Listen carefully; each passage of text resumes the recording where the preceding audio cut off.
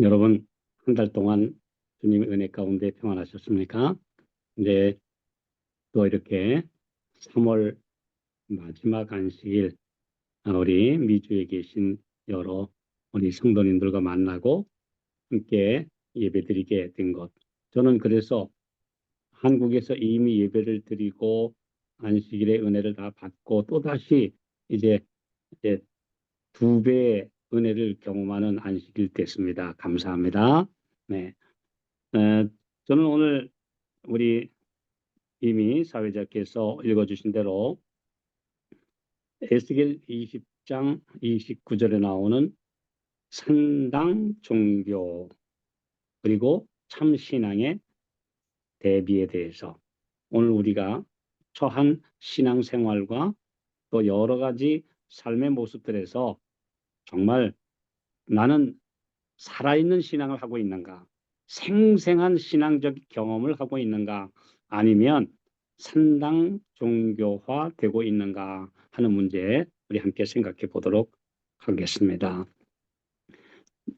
저는 옛날에 성경을 읽을 때 어렸을 때 산당이 뭔지 상당히 궁금했어요.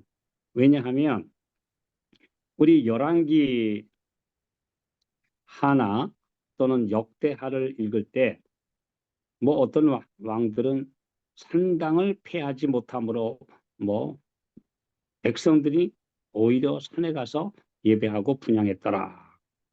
또 어떤 왕들은 히스기야 왕이나 요시야 왕 같은 신실한 왕들은 산당을 다 철폐했다, 제거했다. 그 산당이 뭐길래 그렇게 왕들이 나서서 힘들여 제거해도 안 되고 또 생기고 또 생기고 그래서 이 산당 종교가 근절되지 않고 결국은 망국에 이르게 했는가? 이 문제에 대해서 상당히 궁금했어요. 그럼 도대체 유대 나라의 산당이 이스라엘에 언제부터 시작됐는가? 이런 것들을 궁금해했는데요.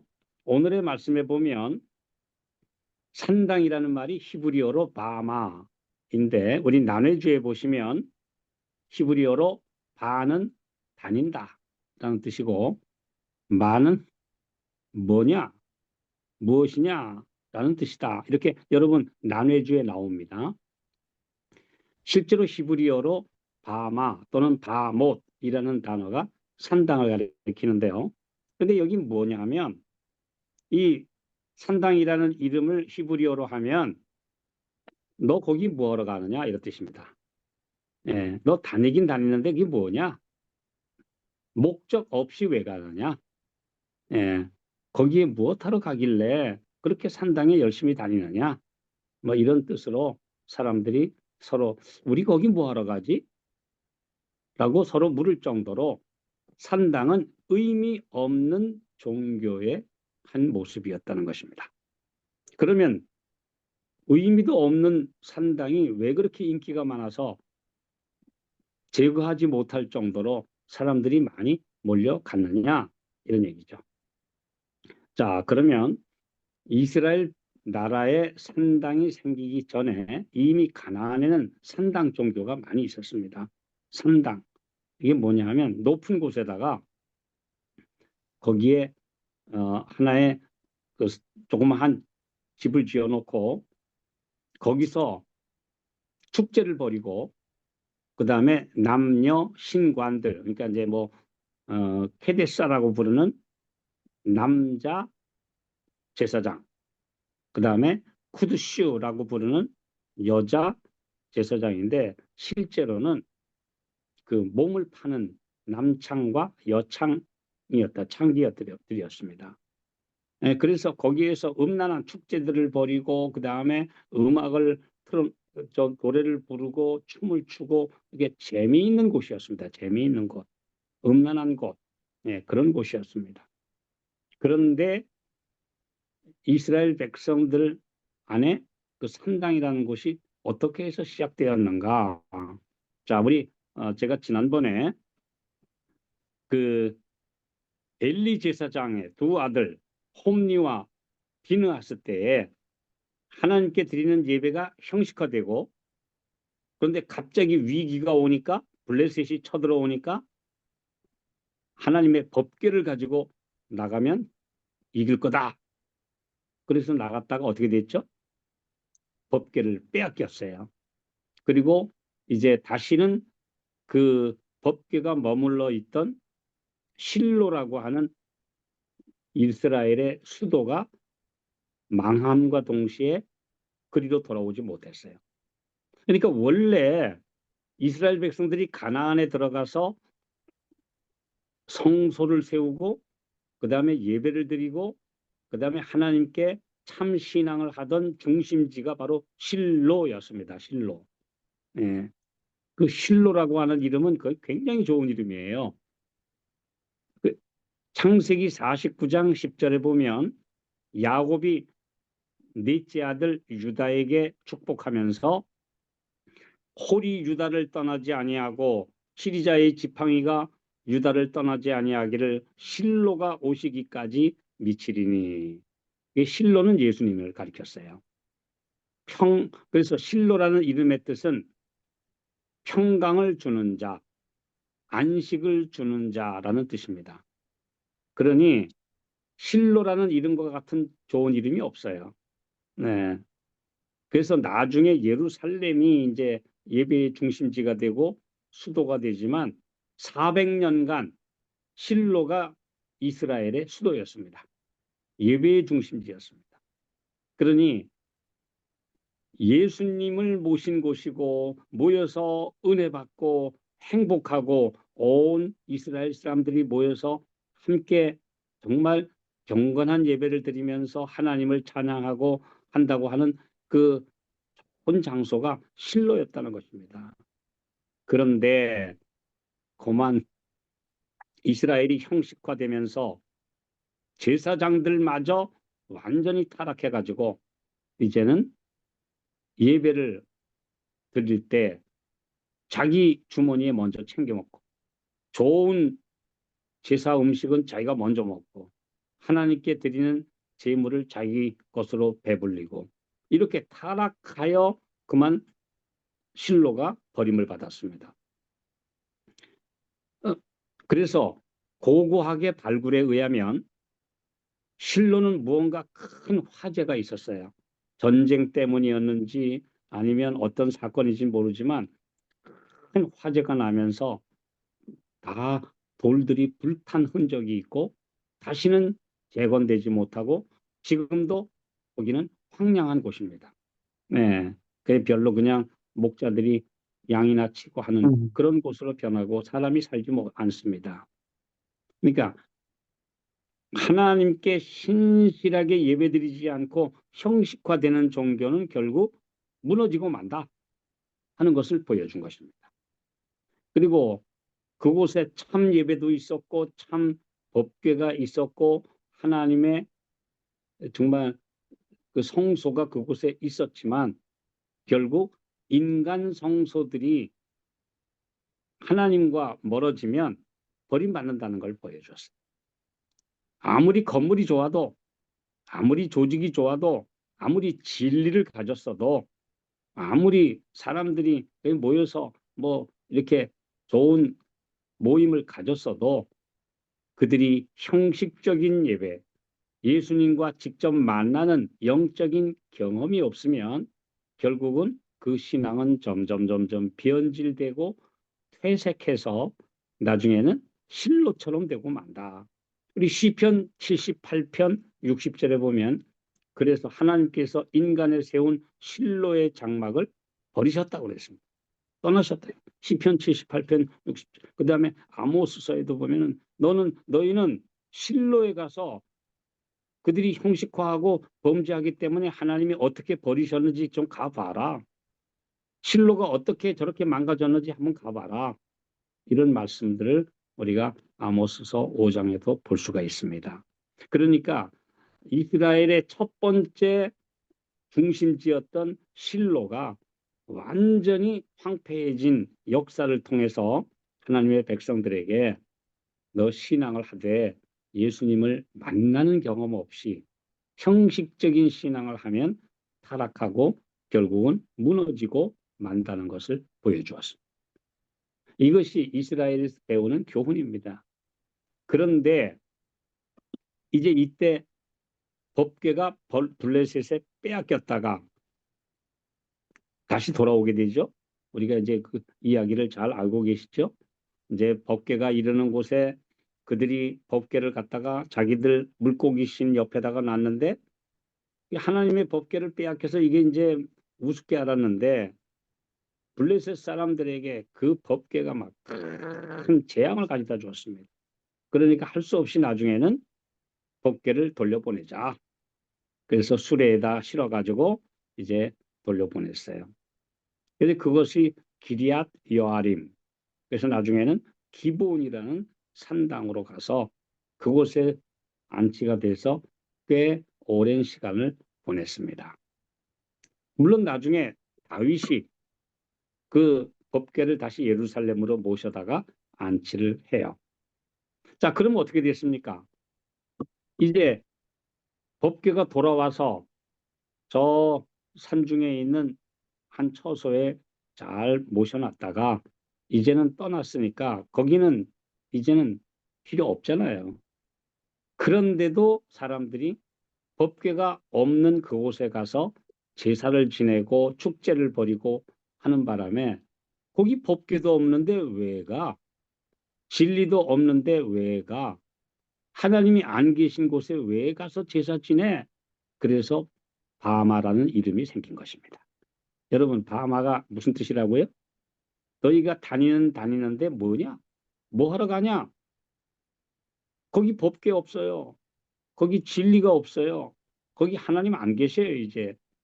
이제 임시로 모셔놨던 한 건물만 있지, 그건 껍데기일 뿐이지, 하나님 안 계신 산당에 왜 가? 가지 마. 그 갈 필요가 있을까? 그래서 자기들끼리도 우리가 여기 가서 계속 제사 지내는 게 맞아? 그러면서 바마라는 이름을 만들어냈어요. 뭐하러 가지?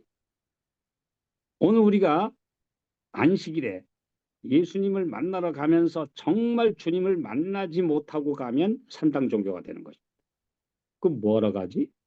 그 예수님 만나지도 못하면서 내 마음속에 하나님의 은혜와 하나님의 법이 내 마음에 기록되지 못하면서 그냥 무의미하게 찬미하고 그냥 같이 노래 부르고 좀 듣고 밥 먹고 헤어지는데 정말 예수님 만나지 못하고 간다면 의미 없는 제사의 반복이 되는 것입니다.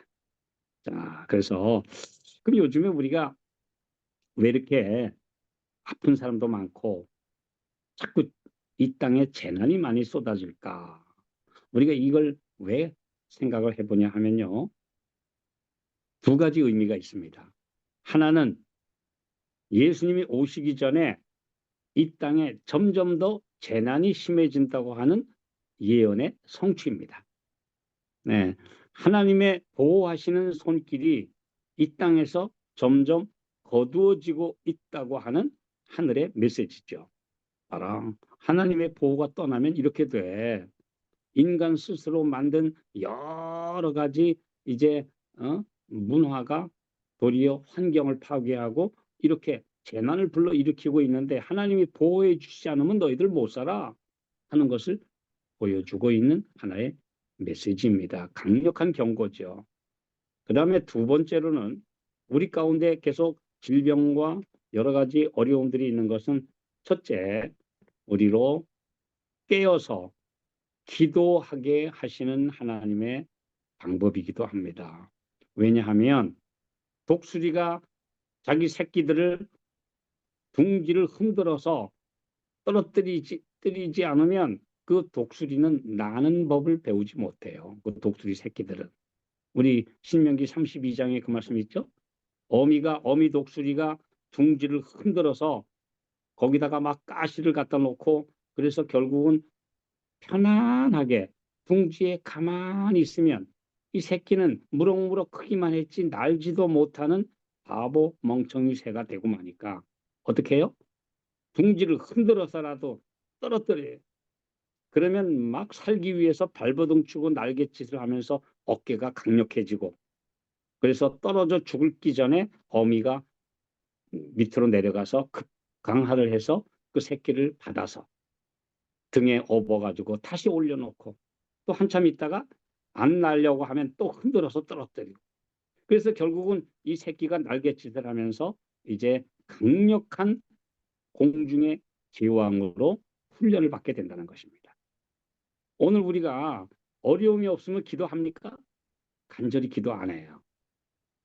오늘 우리에게 내 자신과 우리 가족과 또 우리 이웃의 구원을 위해서 정말 뜨거운 마음으로 기도하는 은혜가 없으면 신앙이 형식화됩니다. 그래서 저는 우리 주변에 정말 어려운 분들이 있고 암으로 고생하시는 분들이 계시고 또 정말 불치병으로 고생하는 그런 형제들을 만나서 함께 기도해주고 격려하면서 우리가 영적으로 소생할 수 있게 해주시는 것에 대해서 감사합니다. 만약에 그런 일이 없으면 평안한데 그냥 교회가 뭐가 돼요? 그냥 예배드리고 교제하는 그냥 하나의 사교 장소로 친목회 정도로 변질됩니다. 오늘날 많은 사람들이 그래요. 함께 오늘 밥 먹고 심지어 뭐 개신교회는 말할 것도 없고 재림교회마저 자 오늘 우리 커피 한잔 하고 이거 이 정도까지 됐습니다. 이제 그 카페인 음료를 마시는 거는 이제 일상화돼 버렸습니다. 그리고 이제는 그냥 편안히 교제하고 함께 놀러 가고 우리 내일 어디로 가지? 어디 가서 우리 함께 놀고 또 함께 즐기지? 그렇게 되면 뭐가 되죠? 선당 종교화 되는 것입니다. 네, 그 친목 장소가 되고 가서 그냥 즐기고 함께 운동하고 함께 이야기하고 다 좋은데 거기에 계셔야 될 주님, 거기에 우리 마음에 들어오시는 성령의 음성을 듣지 못하면 산당 종교, 형식적인 종교화 되고 만다는 사실을 우리에게 보여주고 있습니다. 그래서 지금 여러 가지 하늘에서 보내시는 강력한 메시지가 이제 여기저기서 벌어지고 있습니다.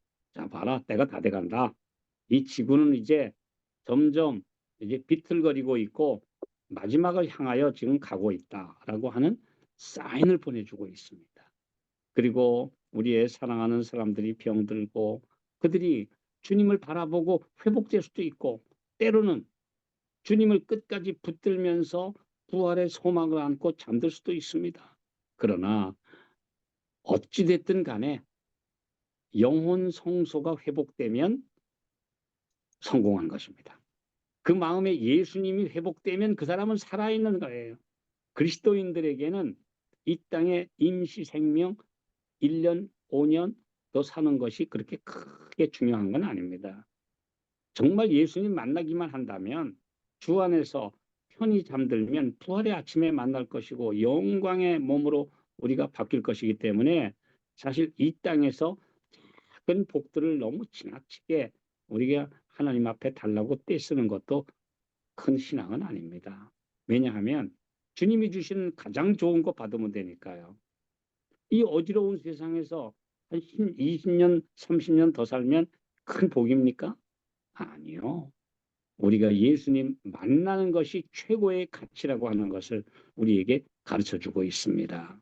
그래서 오늘 주님께서 이런 말씀 해주셨어요. 이제 너 지금 산당 종교 다니고 있느냐? 예수님 안 계신 곳에 그냥 형식적으로 왔다 갔다 할래? 아니면 지금 어려움 속에서도 주님을 붙들고 주님의 도우심을 체험하고 그렇게 살 거냐? 뭐 이렇게 묻고 있습니다. 며칠 전에 우리 지금 우리나라에 아주 어마어마한 산불이 경상북도 지역을 특히 아주 그냥 막 뒤덮었죠. 근데 우리 청송에서 우리 제가 잘 아는 장로님과 여러 가족들이 6가정이 이제 모든 걸 잃고 나왔는데 제가 이제 얘기를 들어보니까 한 저 멀리 한 3km 지점에서 산에 연기가 자욱하고 막 불타는 모습을 보고 아이고 우리도 안 되겠구나. 우리도 이제 어, 보따리를 싸가지고 피신을 가야 되겠구나 하고 왔다 갔다 하는데 어느덧 몇 분 내에 그냥 갑자기 그 바람을 타고 큰 불덩어리가 떨어지더니 그냥 순식간에 불이 붙는 거예요. 그냥. 뭐 집안에 들어가서 물건을 가지고 피신하겠다 그러면 큰일 나는 겁니다. 그래서 우리 뒤도 안 돌아보고 그냥 막 도망을 해서 이 6가정이 집과 가재 도구는 완전히 불타버렸지만 한 사람도 이제 어려움 당하지 않고 목숨을 건졌습니다. 그런데 우리 교인이 아닌 그 옆에 사는 몇몇 가정들은 미처 피하지 못하고 그러다가 여러 사람이 그만 운명을 그만 맞고 말았어요. 그래서 저희가 생생하게 그 이야기를 전해 들으면서 저 먼 산에 몇 킬로 떨어진 산 꼭대기에 불이 붙는데 나하고는 아직 멀었거니라고 생각하는데 어느덧 강풍을 타고 순식간에 몇 분 내로 그 불이 닥쳐오더라는 것입니다. 그때에는 뭐죠? 생명을 위하여 도망하라 하는 겁니다. 두 천사가 롯과 아내와 두 딸들을 빨리 소돔을 멸하실 터이니 여기에 하늘에 유황불이 지금 내릴 것이니까 피하라 그러는데 주저주저 하니까 나중에 어떻게 했어요? 막 손목을 잡아가지고 희신시켰어요. 그런데도 롯의 아내는 뒤를 돌아본 거로 소금 기둥이 되었더라. 창세기 19장에 나오는 이야기를 우리가 잘 알고 있습니다. 롯의 가정이 망한 이유는 그 부인이 세상 물건 아까워서 뒤돌아보다가 결국은 소기둥이 되었다. 물론 그 여자의 잘못도 있어요. 또 나중에는 그 딸들이 소돔에서 듣고 본 이상한 것들 때문에 우리 가정을 후손을 남겨야 된다고 이상한 짓까지 해가지고 완전히 타락한 민족이 되고 말았지 않습니까? 그럼 왜 문제냐? 롯에게 책임이 있습니다. 아브라함과 하나가 돼서 갈대아 우르에서 나왔으면 끝까지 가나안까지 가도록 그 믿음을 굳게 지키고 아브라함의 신앙을 같이 지켜야 되는데 소돔 가보니까 너무 좋아요. 너무 평지에 돈 벌 기회도 많고 그다음에 재밌는 일도 많고 점점 좋으니까 그 소돔으로 나중에는 아주 들어가 살았어요. 그게 롯이 잘못 선택한 가장 큰 이유고 그 두 번째로는 천사가 빨리 피신하라 그러면 그냥 무조건 도망쳐야 되는데 롯이 지체하고 주저하는 동안에 그의 아내는 아이고 가급적이면 안 가면 안 되나? 뭐 그렇게 빨리 도망해야 되나? 무슨 일이 꼭 일어나려고 그러면서 결국 세상 재물에 자기들이 그동안 준비한 모든 가구와 옷들과 이런 것들이 너무 아까워서 뒤돌아보다가 망하고 만 것입니다. 이 세상이 마지막 큰 재난의 바람이 화재가 불어올 때는 사실은 뒤도 안 보고 떠나야 되는데 세상의 것들에 그만 너무 애착이 가고 미련이 남아서 아까워서 세상 것하고 떠나지 못하면 결국 멸망한다고 하는 강력한 경고를 주신 것입니다. 이번에 우리 그 형제들이 당한 어려움을 보면서 앞으로 큰 재난이 이르러 올 때 우리가 주저주저 하거나 또는 물건이 아까워서 못 떠나면은 큰일 난다고 하는 것을 우리에게 실제로 실물 교훈으로 보여준 것이고 이분들이 우리에게 강력한 경고의 메시지의 한 배우가 된 것입니다. 실제 우리가 경험자들이 된 것이지요. 자, 우리가 이 말씀들을 보면서 우리가 이번에 이런 것들 또 뭐 작년에 또 미국의 LA 산불이 얼마나 우리 크게 났었습니까? 이런 것들을 우리가 들으면서 또 몇 년 전에는 미친 광풍 같은 코로나 바람이 불어오면서 이제 예수님과 산 연결을 하지 않은 사람들 그때 많이 떠나갔죠. 네. 그냥 형식적으로 신앙 왔다 갔다 하던 사람들이 그 김에 그만 교회를 안 나가다 보니까 안 나가는 게 편해요. 그래서 떠나갑니다. 자, 우리가 이 문제를 생각해 볼 때 이스라엘 백성들이 애굽을 떠나서 가나안에 가다가 중간에 지금이라도 애굽으로 가자 하는 사람들은 심리적으로 가나안이 가깝습니까? 애굽이 가깝습니까? 애굽이 가까우니까 애굽으로 가자는 거예요. 그런데 우리가 출애굽 지도를 놓고 보면 사실은 애굽이 훨씬 멀어요. 그들이 시내산을 떠나서 이제 가나안으로 이미 향했을 때는 시내산에서 가나안 입구인 가데스 바네아까지는 10하루길이에요. 신명기 1장에 그 말씀이 나와요. 10하루길, 10하루길. 그 많은 대군이 10하루 만에 가나안의 입구까지 갔다는 거예요. 그러니 사실은 믿음으로 전진하면 10하루 만에 가나안에 갈 수 있는 사람들이 믿음이 없으니까 애굽으로 돌아가자 하는 바람에 결국은 38년을 더 헤매가지고 40년 채워서 갔지 않습니까? 원래는 하나님의 뜻대로 하면 교육 잘 받고 제가 그 민수기 신명기서를 잘 제가 깊이 연구하고 5분 칼럼을 쓰면서 말씀을 보니까요. 하나님의 계획은 원래 2년 만에 가는 거예요. 2년만. 그냥 직접 가면은 2달이면 갑니다. 그 대군이 움직여도. 그냥 장정들이 가면은 그냥 보름이면 가요.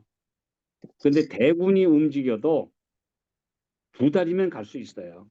근데 하나님께서 그렇게 가면 안 되니까 시내산으로 가서 교육을 시켜가지고 하나님의 율법도 주시고 그 다음에 성소 제도도 주시고 나라를 위한 여러 가지 교육을 시키셔서 2년 만에 가나안에 갈 수 있도록 하셨더니 아직도 애굽이 가깝대요. 가나안에 거인 몇 명 보고 겁이 나가지고 벌벌 떨면서 애굽으로 돌아가자고 야단이 났어요. 결국은 돌아서서 방황 결국은 2년 만에 갈 길을 38년 플러스해서 40년 만에 간 겁니다. 이게 우리 현대 이스라엘도 역시 정말 믿음으로 주님과 함께 빨리 갈 수 있는 길을 지금 계속 방황하고 지체되고 있는 겁니다. 우리가 1844년에 이제 대속죄일의 봉사가 시작된 이후에 하나님의 백성들이 신실했더라면 늦은 비를 받고 순식간에 이 사업을 마칠 수 있는 기회가 여러 번 있었음에도 가나안 입구까지 갔다가 돌아가고 또 가나안 입구까지 갔다 돌아가고 계속 하는 바람에 결국 세상에 복음이 지체되고 이렇게 지금 얼마나 오랜 세월 지금 점점 더 지금 길어지고 있지 않습니까? 네, 정말 이대로 가면 19년만 더 있으면 200년이 되는 정말 지체되는 겁니다. 그래서 오늘 우리가 이 말씀들을 보면서 왜 우리가 가나안에 속히 들어가지 못하고 있는가? 구원받을 백성들의 숫자가 차지 못해서 예수님의 오심이 계속 딜레이되고 있는가? 그것은 뭐냐 하면 형식화된 신앙, 간절함이 없는 예배, 예수님을 만나지 못하는 그 형식적인 모든 프로그램들, 뭐 이런 것들 때문에 그만 산당 종교화 되고 많은 여러 모습들을 우리가 볼 수가 있습니다. 형식은 아무 소용이 없습니다. 그 마음에 예수님을 모시고 만나는 경험, 예수님을 닮아가는 삶의 변화가 없으면 그건 아무 소용이 없습니다. 직분도, 교회의 모든 어떤 외적인 성장도, 또 멋있는 건물도, 안락한 시설들도, 좋은 프로그램들도 예수님과 만나는 경험이 없으면은 결국은 솔로몬의 성전처럼 버림받게 되는 것이지요. 아무것도 아닌 것입니다. 그래서 우리 주님께서 우리에게 마지막 백성들에게 보내시는 메시지는 뭐냐 하면 늦은 비를 받기 위해 준비하라는 것입니다. 예. 늦은 비를 받기 위해 준비하는 건 무엇이냐? 뭘 준비를 해야 되느냐? 예수님이 내 안에 들어오셔서 내 마음 성전을 깨끗하게 해주시고 정말 성령께서 거하시는 처소가 되는 사람들을 이제는 하나씩 익은 곡식으로 수확하실 것이고 그들을 쓰셔서 마지막 사업을 하실 것이기 때문에요. 이게 가장 중요한 것이지요. 내가 익어가느냐 쭉정희화 되어 가느냐 이게 지금 마지막 백성들에게 주어진 가장 큰 기로입니다. 알곡으로 가느냐 쭉정이로 변해가느냐 하는 기로에 서 있는데 그 기로의 결정적인 요인이 뭐냐 하면 예배가 예배답게 되고 예배가 형식화되지 않도록 하고 살아있는 예수님과 만나는 뜨거운 만남이 이루어져야 한다는 것입니다. 예배는 은혜스러울 뿐 아니라 마음이 뜨거워져야 되고 내 교만과 이기심과 세상 사랑이 녹아버려야 합니다. 우리가 예배드리고 난 다음에는 세상이 너무 매력 없어져야 돼. 우리가 예수님 만나는 진정한 예배드리고 난 다음에는 이 세상은 내 집이 아니고 오직 우리가 갈 본향이 더 가까워지고 그리워져야 돼요. 그게 진정한 종교입니다. 그런데 그렇지 못하고 그냥 형식화되면 오늘도 또 그냥 하루 왔다 가고 그냥 또 그냥 오늘 한 번 또 예배 드리고 갔는데 은혜와 뜨거움과 자아를 깨뜨리는 변화의 경험이 없는 형식적인 예배는 사람을 전혀 변화시키지 못한다는 것을 우리에게 가르쳐 주고 있습니다. 그래서 예수님이 사마리아 여인에게 뭐라고 하셨습니까? 너희들이 여기 있든 저기 있든 중요한 것은 신령과 진정으로 예배하는 사람을 하나님은 찾으시느니라. 신명기 요한복음 4장 23절 24절. 예. 근데 신령과 진정으로 예배가 뭐냐? 우리 영어로는 spiritual and truth. 영적으로 그리고 진리로 예배하라는 겁니다. 영적으로 진리로. 그럼 우리 재림교인들은 뭐는 있죠? 진리로는 돼 있어요. 그렇죠? 진리로는 돼 있어요. 우리는 진리를 가진 백성이니까. 우리는 그래도 정말 이 세상의 다른 교회들과 달리 정말 우리에게 지금 참 진리를 가졌어요. 근데 뭐는 없어요? 스피리추얼이 부족해요. 예, 이 영적으로 성령을 만나는 뜨거움이 부족해요.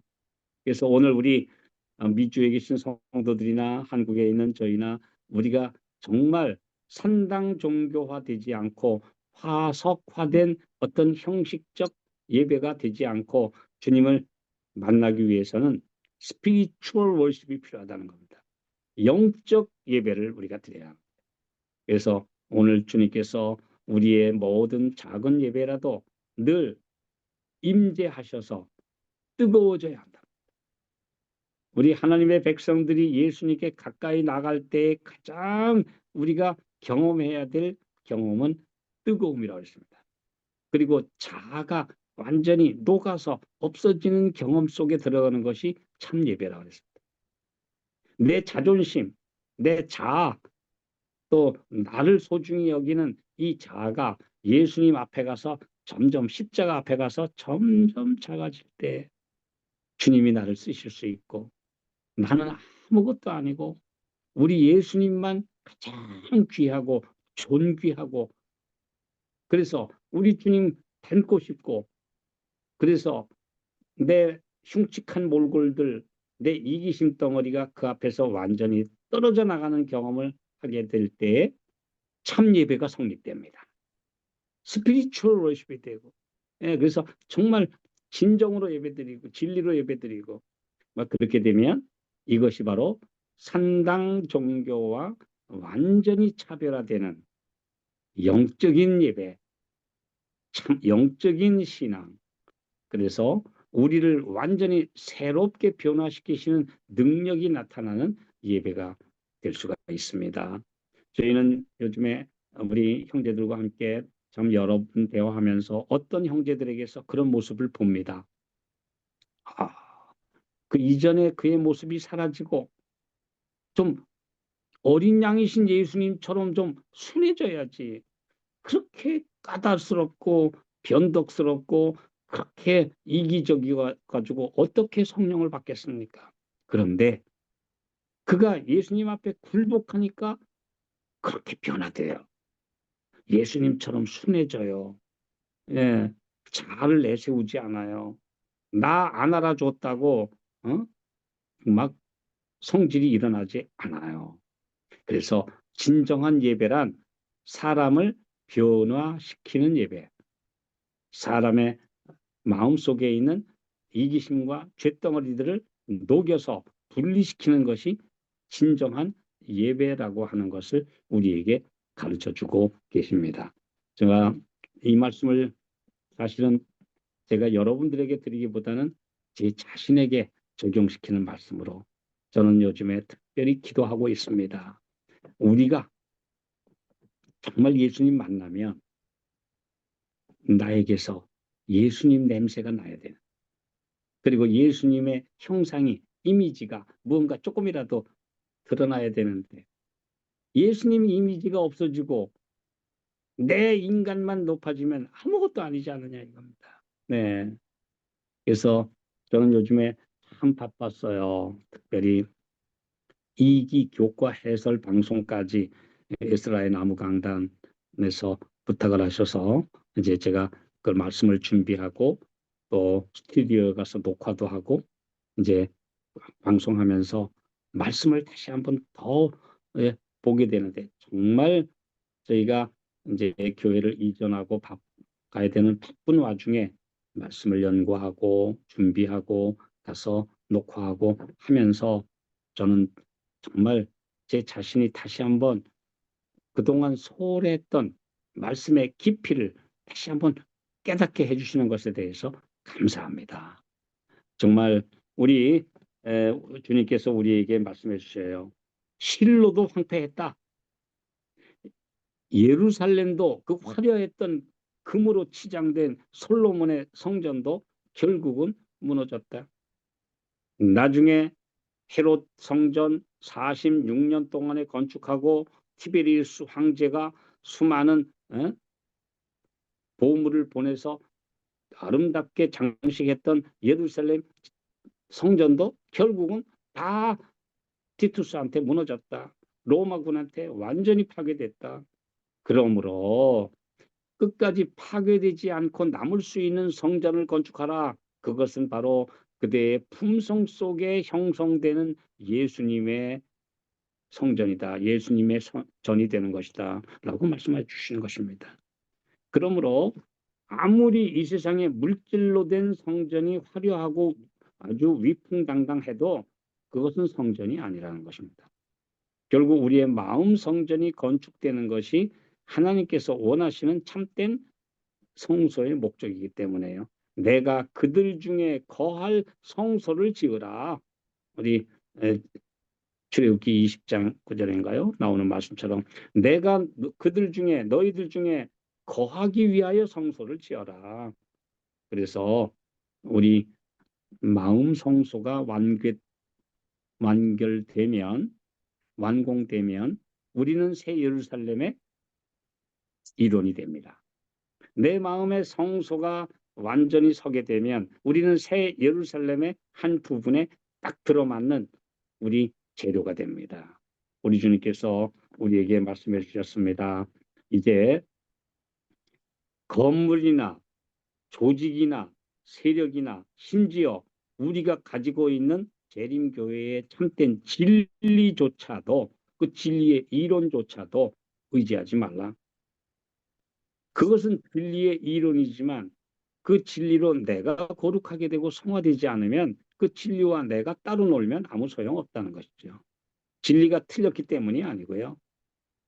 법궤가 진짜인데도 불구하고 빼앗긴 원인은 법궤와 그 백성들이 따로 놀았기 때문이죠. 그런데 그 법궤와 하나님의 백성들이 하나가 되면 그 중에 예수님이 계셨어요. 능력이 함께 했어요. 그래서 두 번째로는 그 다음에 감정적 흥분이나 어떤 쇼맨십이 아니고 성령께서 내재하시는 진정한 스피리추얼 월십을 드려라. 예.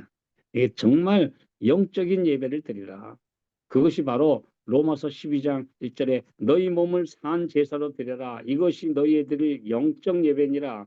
또는 우리 영어 성경에는 reasonable worship, 합리적인 예배, 정말 진정한 예배다. 이렇게 말씀해 주고 있습니다.